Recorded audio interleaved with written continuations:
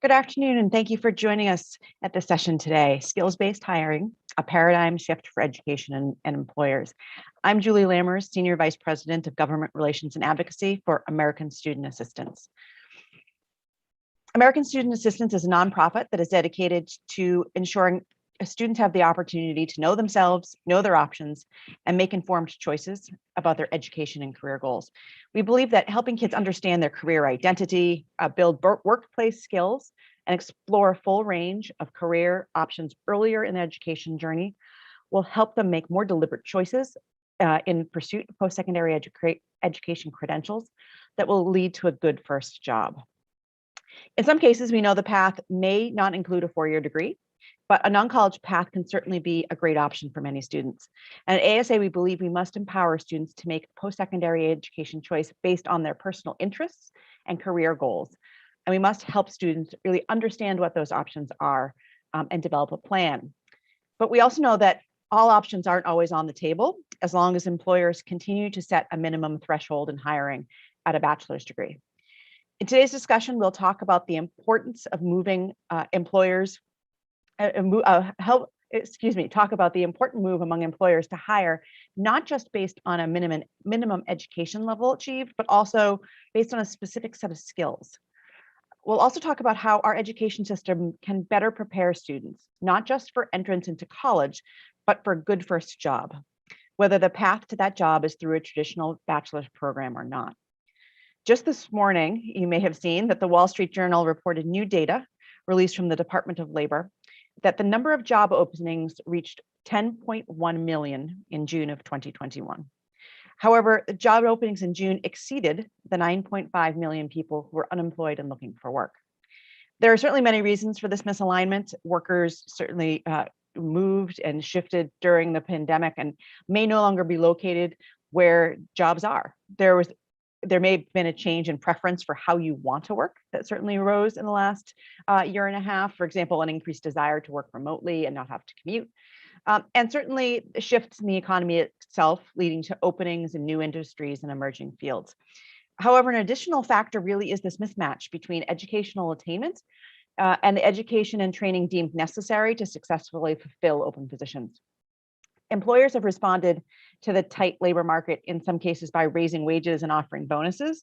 But one of the things that is likely also necessary is for employers to rethink their hiring requirements to a better align not only with the level of education and educational attainment job seekers have achieved, but the level of skills they can exhibit and prove how successful they can be in completing job requirements. This not only takes a shift in thinking from employers, but really an establishment of an infrastructure necessary to evaluate these skills, and an education system that is ensuring future employees have the necessary foundational skills to make sure that they are workplace ready. So joining us today to discuss a lot of these issues are Courtney Riley, founder of Skillline, Jake Hirsch Allen, North American Workforce Development and Higher Education Systems Lead for LinkedIn, and Pete Jandow, Vice President of Business Development for Cradley. So Courtney, let's start with you. I'd love if you could just introduce yourself, tell us a little bit about the work that you do through Skillline and what are the main things that Skillline is looking to focus on. Yeah, thank you, Julie, so much for including me in this discussion. It's so important. So Skillsline is a relatively young new company, and we have a micro lesson platform that is teaching employability skills that also support social emotional learning to primarily high school students. And we think it's so important that students are learning these really necessary skills while they're still in their K12 period. And we think it's important that they're explicitly learning them. There's a lot of ways that they have through the existing education system to develop and practice, but it's very hard to do that if you don't know what they are in the first place and you don't have language to talk about them. And so that's what we're really trying to do and bring technology to make that process more efficient and work better for today's young people. Wonderful. Thanks, Courtney. Jake, let's turn it over to you. People certainly know LinkedIn and the platform LinkedIn, what you do, but can you talk specifically about what you do, Jake, to help really foster this idea of skills-based hiring, and both at LinkedIn and some of the other work that you're doing in parallel as well. Happy to, absolutely. It's an area that I've become very passionate about, in part, I think, because of the challenges associated with hiring based on degrees and hiring based on years of experience, which almost certainly are leading to discrimination. And we can sort of see that in the data on our platform, but we can also see it in the way that individuals are progressing or not progressing through our labor force as a whole.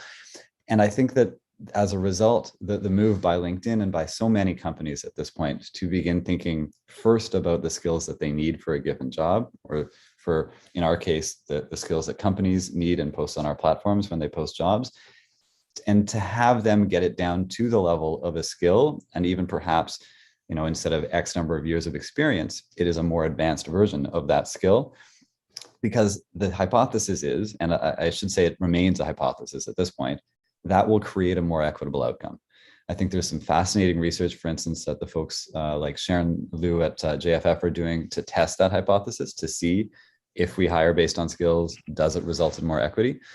And I think that the ecosystem that we're building, whether it's via the Open Skills Network, via the amazing work that ASU is doing here and the conversations that are happening around this conference, what we're finding is there actually seems to be a bit of a zeitgeist.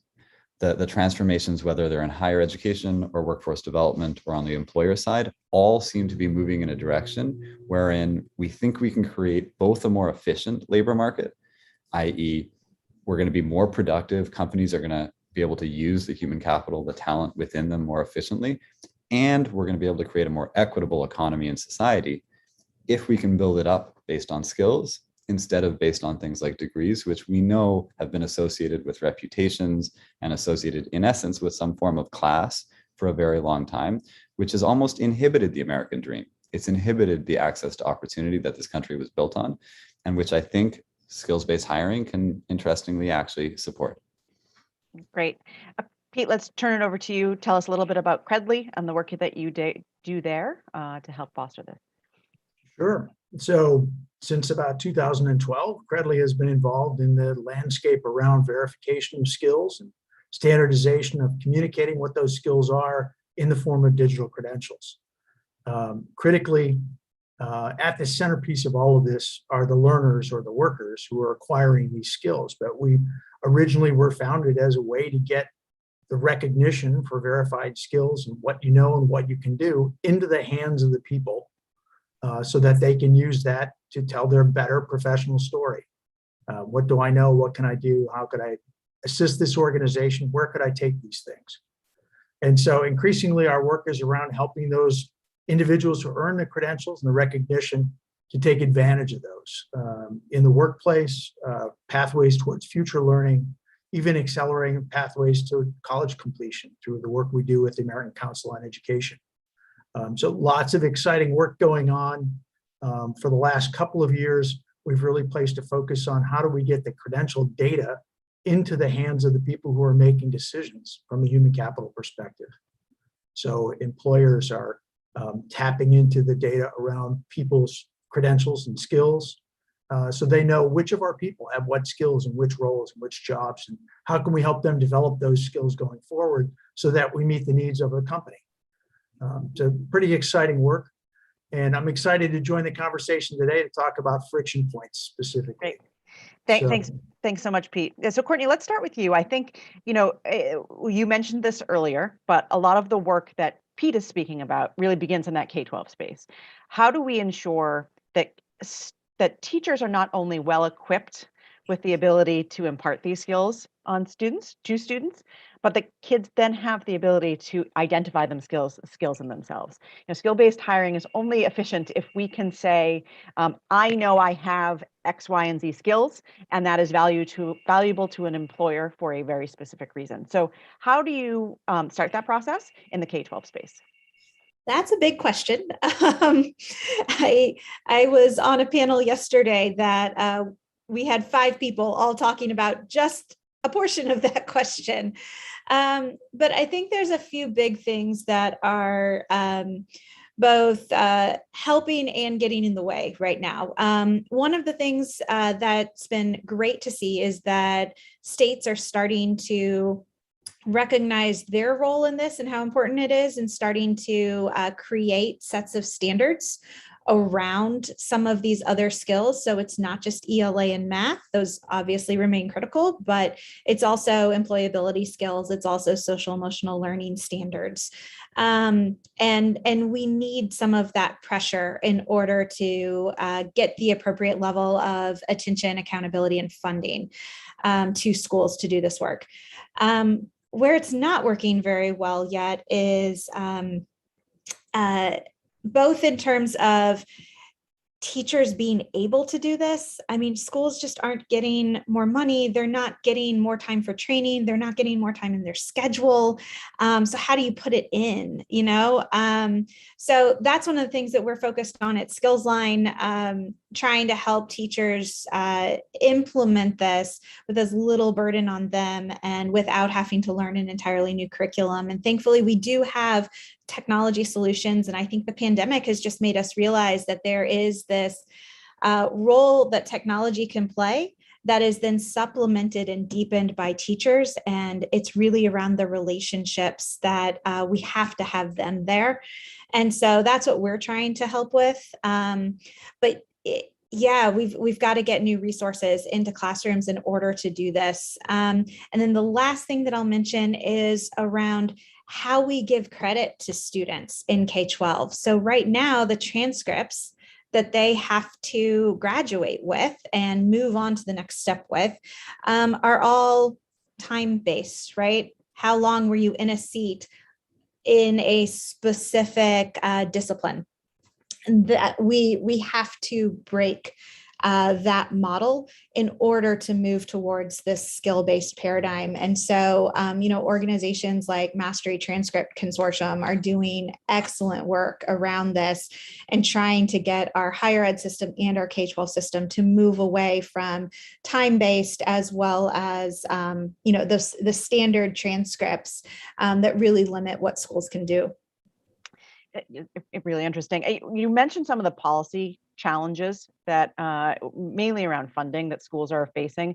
How much of it do you see as necessary to take place within the school day versus more informal learning that could be done through technology platforms? Oh, that's a really interesting question. Because there's a huge role for more of the informal learning, but I do think if we're talking about equity and we want to make sure that every student has the same access to making the decision that's right for them for the next step, we can't rely on informal learning.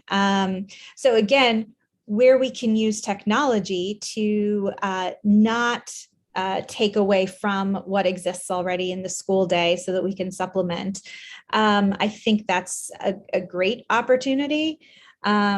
But I do think that it has to be part of formal schooling so that we make sure that all students get it. Great, thanks. So Jake, let's move on to you. I think you've spent a lot of time looking at this world. Love to understand how you think this shift towards skills-based hiring from both the employer and the employee side has evolved over the last few years. I think there's probably been a huge shift in the last 18 months in particular, but this is something you've been talking and thinking about for quite a while. Absolutely. And I sort of realized I didn't actually answer your first question in terms of what LinkedIn is doing. So I'll say one thing about what LinkedIn is doing, which is an example of skills-based hiring in practice.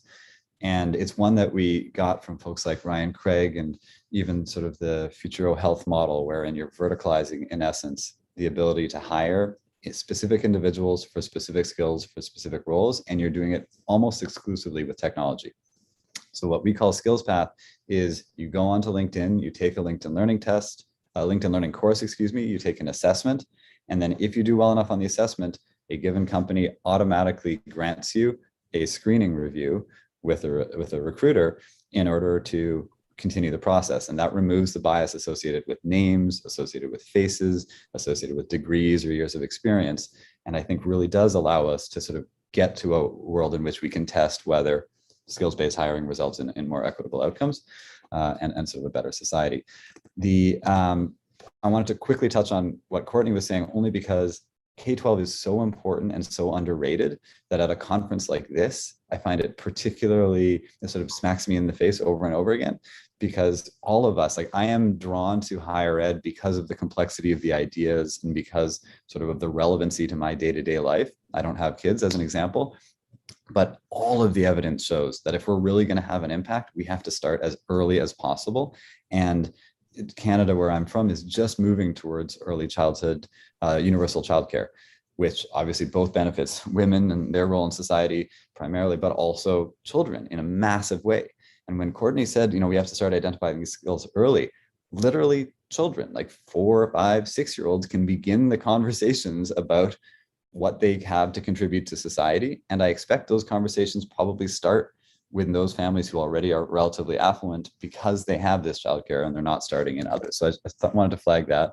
I thought that also our earlier conversation was showing how we've progressed from a skills gap conversation to a communication of skills gap conversation to a skills-based hiring conversation, which is slightly broader than just the ability to communicate. It's also what are the various means of equitably learning and demonstrating those skills.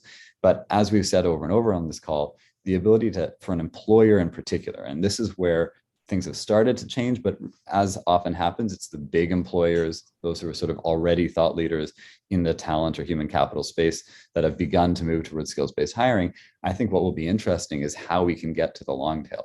How do you get to the mechanic shop so that they are thinking about hiring more equitably, not just the LinkedIn's and Microsofts?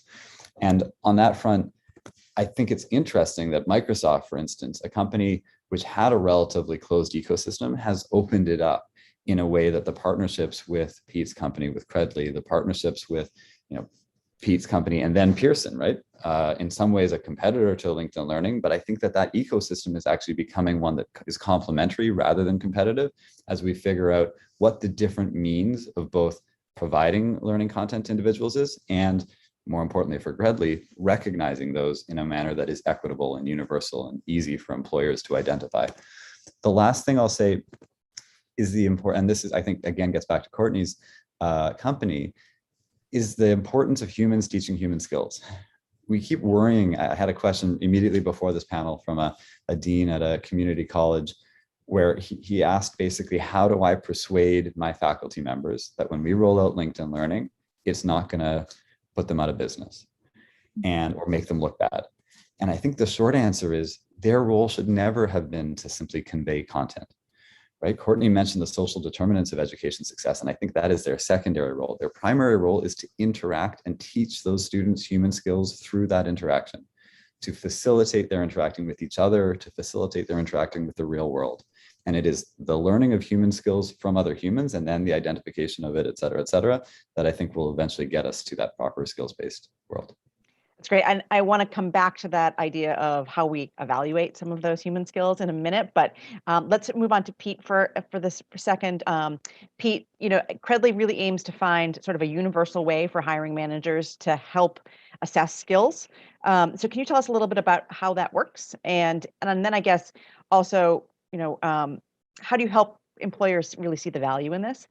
Until employers are willing to look at this in a new way, we're still going to default to bachelor's degree as the minimum threshold for all things. So how do you help employers understand that there is a different way of doing these things? And that Cradley has been working quite hard to make sure that that's a viable solution. Yeah, so in the open credentials movement, there were really 3 phases, right? The first was trying to rally around the notion of what makes for a valuable credential. Is the metadata complete? Is the criteria well expressed? Is it an easy communication device? Is it consistently notated? That was the first 4 or 5 years of the movement. The next phase was how do we get the individuals to see the value in this? And that was, working closely with several of our partners, the group at LinkedIn and at other places where I'm an individual who's earned my credentials. Now, what can I do with them? And in a lot of respects, we're still in the early days of that. And this conversation is one way that we'll be developing and advancing some of those ideas. But this notion of even using your credentials to accelerate your path to advanced degree programs, the work we do with ACE and others, is another example of that. And then the third phase is how do we push this data effectively into the human capital decisions of employers, of potential employers, of even education providers. Some of the apprenticeship programs are beginning to look at individuals' credentials from their secondary experience and seeing whether that's a good match with one of these non-college pathways. How do we get you into a good job that may not require a college degree? And then I'd say the other work we do is always in partnership with the groups that we work with, and the groups like Jake was talking about, who've abandoned the requirement of a college degree. That's the best example that we can be setting around how do you hire on skills, not traditional degree-based credentials. And we've seen Microsoft and Google and IBM and a number of others, that all of the big consultancies say, all right, we're no longer going to be hidebound by that requirement of a college degree. We're going to consider you for the skills you have and the things that you've already demonstrated. So that's great. And exciting work, but just beginning, I guess is what I would say. Yeah, and it's interesting. So a lot of the companies you mentioned, Google, IBM, Microsoft, very technical type careers, right? And to some degree, it's very easy to assess that. So back to Jake's comment earlier about the human skills. I think we're a long way from being able to easily assess some of these human skills, communications, ability to work in teams.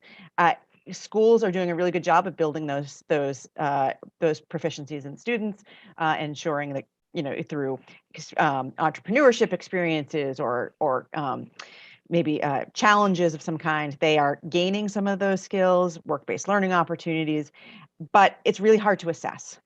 Really hard to assess in the way that we can easily say you have a very specific set of Microsoft-ready coding skills. So how do we tackle that?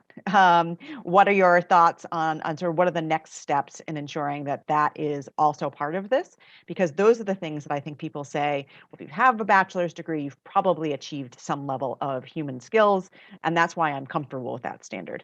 So that until we get to that piece, I think we've got a few miles to go in this. So what are your thoughts on how we best begin to tackle that?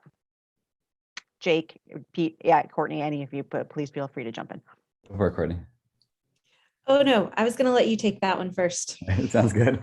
It isn't an easy question. And I think we make it intentionally a difficult question because one of the last things that we're going to be able to protect in terms of what humans can do is evaluate human skills. And that's probably a good thing. Creativity, communication, these are things that we probably have to be the arbiters of, and therefore a technology can help us, but it can't get all the way there, and it shouldn't get all the way there. So I think that's step one, is how do we balance as more and more of the technical side is automated, ensuring that the assessment of the human side both remains human and that we value it perhaps even more increasingly because it is the essential human side. The other, maybe more concrete answer is I think there are a variety of tools that just make it easier right now to do so. There's an app that I've been advising up in Canada called Readocracy that allows you to, in essence, measure as you're on a browser, the quality of the content you're consuming automatically. So are you reading listicles versus in-depth scientific or evidence-based articles? And having those aids where we're in essence nudged in the right direction, having badges to Pete's company and other credentials that digitally inform employers of the fact that an individual has this, those tools I think are going to be essential to make it easier for us to do the other human components. But there's sort of an interview-based tech company that I've been talking a lot to, who are figuring out how to, in essence, have a recorder on when you're on a call that is recording the call to provide you feedback on interviews. Real-time feedback to ensure that it's saying, you're getting off of the topic related to the skill now and onto topics related to who they are and what their background is in ways that could lead to discrimination. Here's the alert. Go back to the skills-based questions that you had originally figured out were the most objective or unbiased way to evaluate this individual. And I think, again, that kind of aid is going to be really powerful moving forward. I think those are such important points. And, when we talk about those human skills, I feel like it also goes back to the individual and how do we empower them to be able to talk about them in a way that is going to align with what employers are looking for and with how they're speaking about them. And so, I go back to one of the foundational principles, I think, is that every individual, starting as early as possible, should be learning how to speak about all of these human skills. And one of the things that some districts and states are doing is actually better defining the competencies around those skills and creating rubrics from a student's point of view so that the student can actually identify where they are on a continuum. So, what collaboration looks like in 6th grade is very different than what it looks like in 11th grade. And so we should be clear with students about that. And then we should allow them to be reporting for themselves where they are and giving them the tools to do that. And I think that is actually how we get to a point where they go out into the world and they're very clear about what skills they have and how to speak about them and how to provide evidence about them. And again, it starts in K12 with doing that.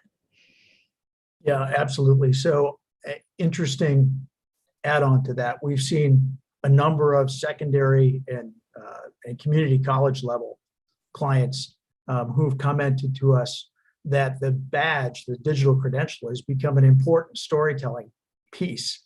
That when their students come out and they're talking about communication skills, or they're talking about teamwork, they say, they hold their phone up and they say, "This is the credential I earned. This is the experience behind it. Let me tell you the story of how we develop these skills." And so it's as much, like you say, giving the credential, expressing it clearly, defining things clearly, but also then coaching the students on how to do the storytelling around the experience that led to that credential. Yeah, that's great. So I'm noticing a question that popped up in the chat here. Jake, you had talked quite a bit about skills-based hiring as an opportunity to remove a lot of bias from the hiring process. So this question really goes to, so it says, if employers are slow to adopt alternative credentialing and continue to mandate degrees, then college cost and debt will continue to rise. Jake is right that the degree bias is a form of discrimination. Is he in favor of legal prohibition against hiring by degrees, similar to the way we outlawed hiring bias for things like race and gender? So I was a human rights lawyer and a public international lawyer for a while. And I think that gives me an appreciation for how careful we have to be about making certain things illegal. And I think that I'm not sure that degrees rise to the bar, for instance, of racism and sexism. But I do think that it's a fantastic question for making us think about whether they're close, like whether we are hurting people to the extent that we did and do through racism and sexism, et cetera, through discrimination by degrees, and whether therefore it does rise to the bar of something that we should make illegal. And I was trying to think through whether it would actually hurt post-secondaries in a very significant manner to make them illegal. I don't think it would, because I think folks will still look at people's transcripts. People still will get the social capital and reputational benefits of having a reputation associated with a top post-secondary. But instead, when it comes to the actual hiring decision, what's written on paper will have something slightly more objective. So I think it's actually an interesting idea. Yeah, and I think, just the way something like that would force higher education to change. I think the pandemic has forced a lot of change in both hiring, the way we view post-secondary education and the way we want to interact with employers and our future jobs. Off the topic of whether or not we should institute prohibitions against degrees, more along this idea of sort of the changing nature of post-secondary education in general. I think COVID-19, the resulting shutdowns, are forcing a change in the way students, in particular, high school students, are viewing their future employment, viewing their future post-secondary education. How much do you see skills-based hiring and a push towards skills-based hiring as generational?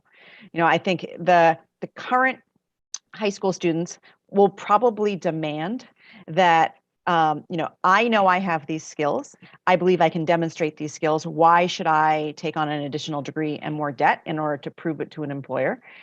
Whereas the employer is saying, they grew up in a very different world, a different way of hiring, and they're still very wedded to that idea that there is a inherent value in credentials of some kind, and this is what we need in order to foster growth in our employment.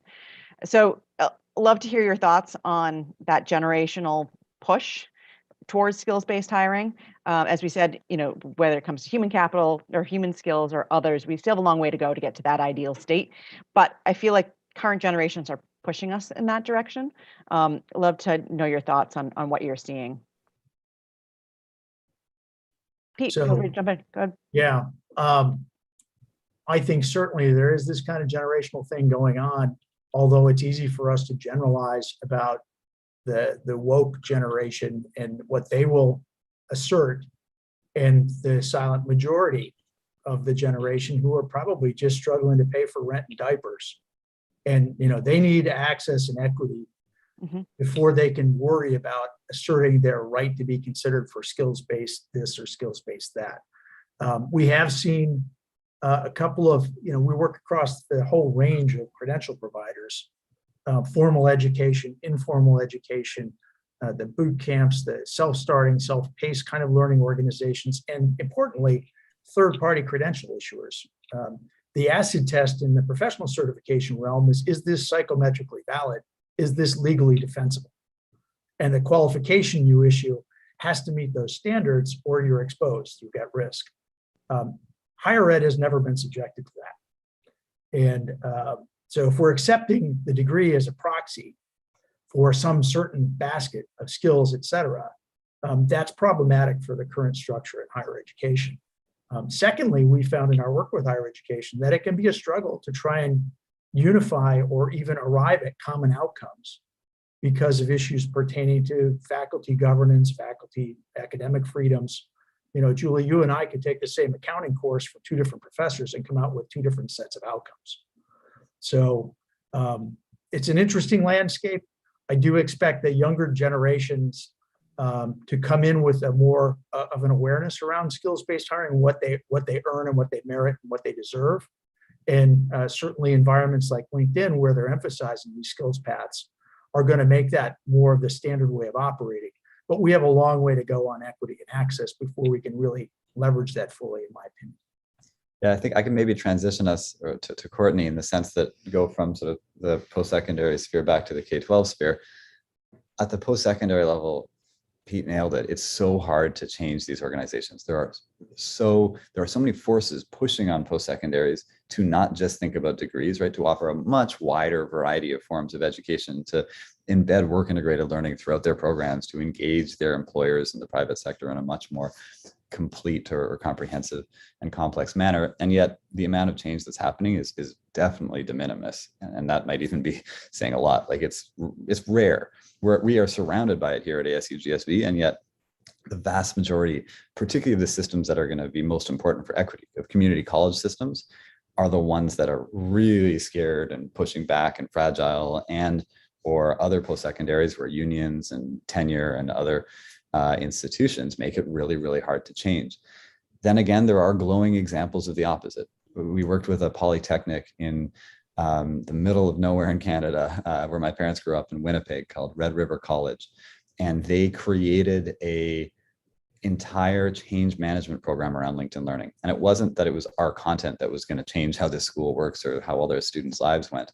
Rather, it was that the ability to learn how to learn online, the ability to learn how to teach online, even to reorganize the school through a change management exercise, which they'd never done at an institution level, was a positive learning in and of itself. And I think it's some of those meta learnings that really have to be baked into higher ed, because what the outcome relatively quickly was individuals, faculty members, staff, administrators realizing how easy it was to do, realizing how much easier it was to teach now that they did share an understanding of what competencies and skills they were conveying and how to do that in an efficient manner and how to wrap around it the social determinants of educational and employment success. So I think It's not impossible, but it's hard.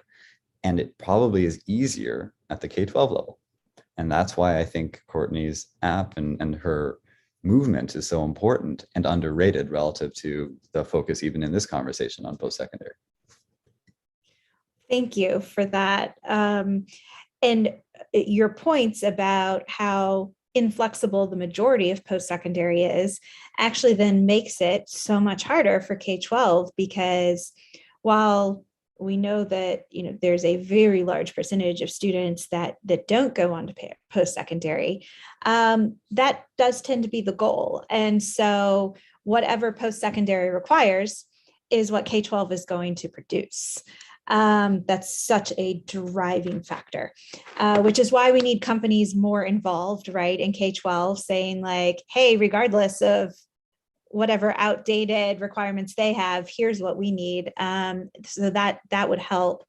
But yeah, it does make it really hard for K-12 to innovate when the outcome that they produce in the form of a transcript or a student's application to a post-secondary institution has to be accepted by that institution. I think another piece of that generational change, though, and it's not the primary topic for this panel, but that we just have to recognize is how students are learning and their access to information. And because of that, they want to know why they have to do things, right? And so we need to get much better in K-12, and it is a driving force for change, and helping them understand the why, because they can access the what. Like, they don't need anybody to do that for them. And they're recognizing that. So you see the whole creator movement from this generation of teenagers. And that's so powerful. And so I think while maybe that isn't quite connected to skills-based hiring yet, and wanting to see something different in the way that they present themselves to companies and companies look for them, I think they're essentially changing the way that they interact with the professional world and saying, we've got all of this value that we bring. And so it's on us to find the way to connect back to them. Yeah, it's a really good point. The sort of the entrepreneurial spirit of this generation really will likely drive a lot of this. So, to Courtney's point, K-12 is driven by higher ed is driven by employers. The answer here seems to be we really need to ensure the employers are on board with this. So we appreciate all of the work that you're all doing to make sure that happens. We only have a few minutes left. So with the tech crowd that we have gathered here at ASU, love your quick thoughts on technology solutions that are missing from this conversation. I think you all work on tech platforms that are trying to drive pieces of the market here.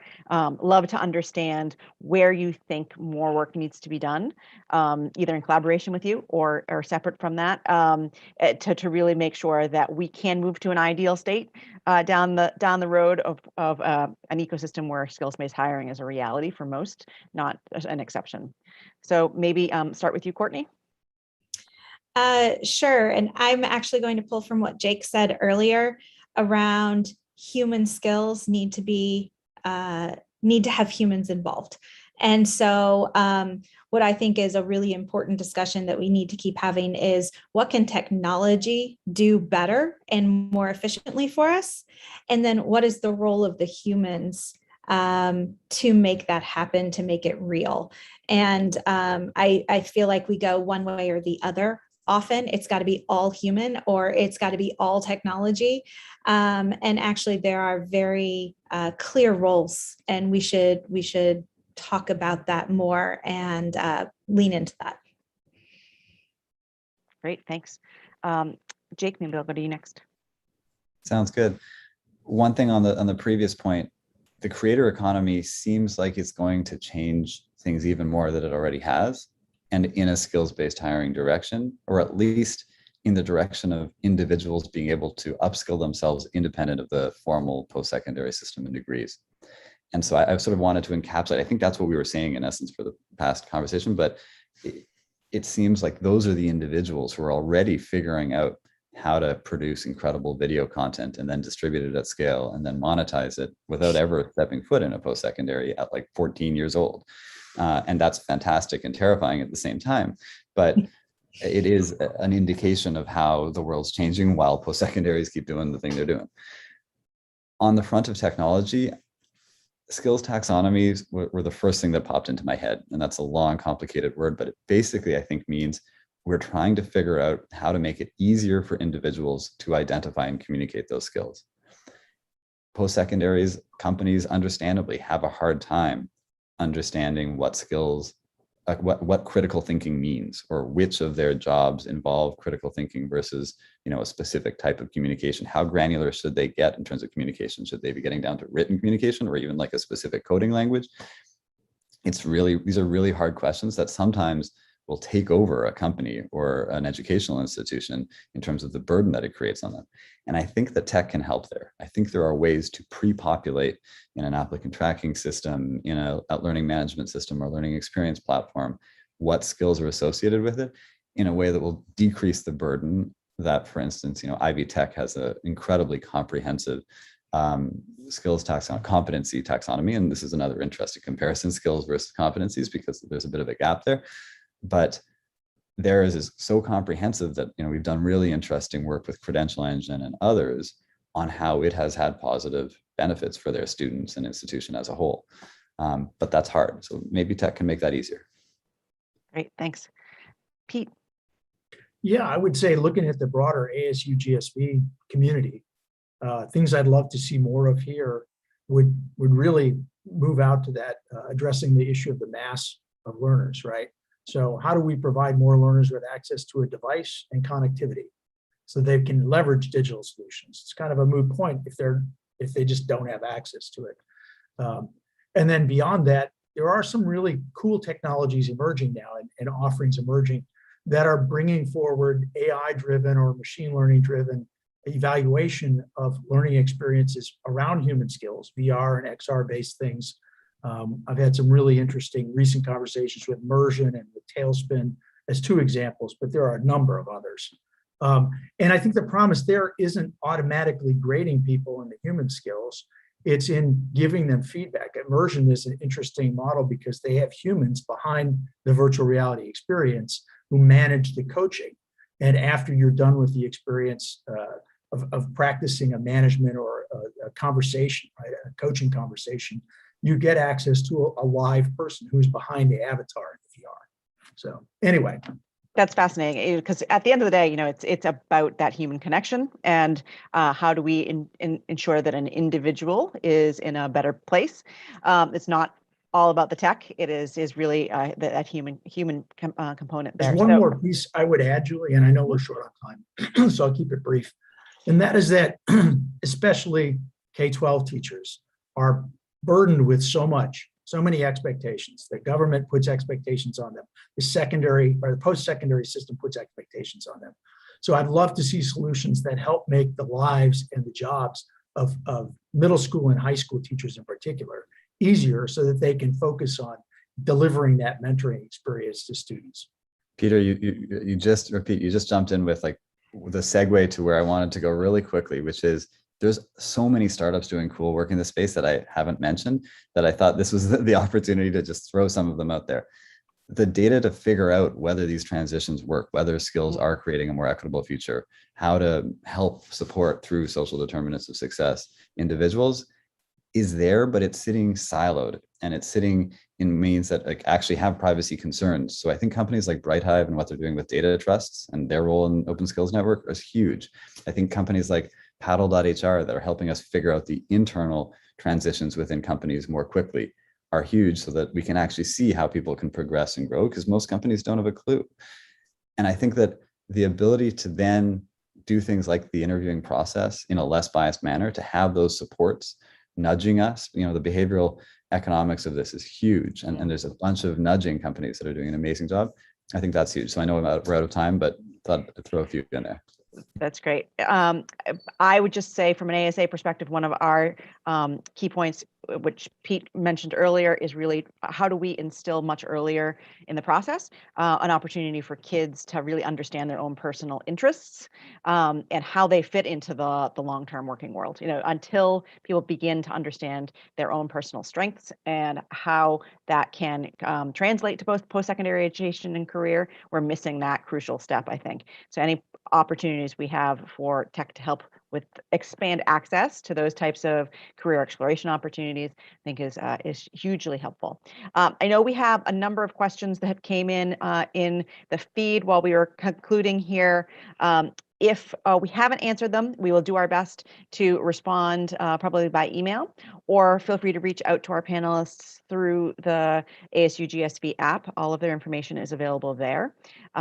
If you have questions for ASA, you can reach me at jryder, JRYDER, @asa.org. And we really appreciate you joining us. So thank you to Jake, Courtney, and Pete for being with us, and enjoy the rest of the conference. Thank you. Thanks, everyone. I know.